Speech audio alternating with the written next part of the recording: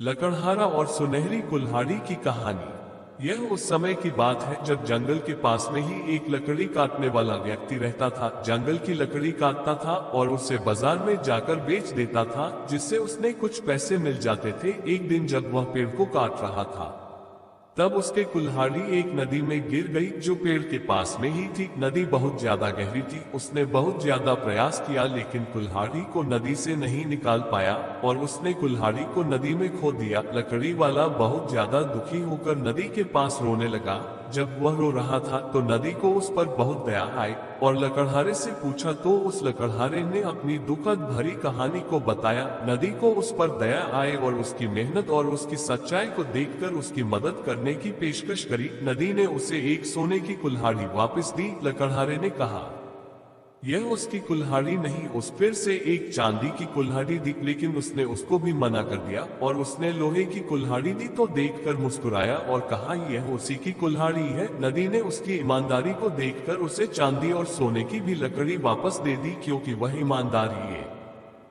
हमें ये सीख मिलती है कि हमें हमेशा ईमानदार रहना चाहिए, चालाक नहीं बनाना चाहिए।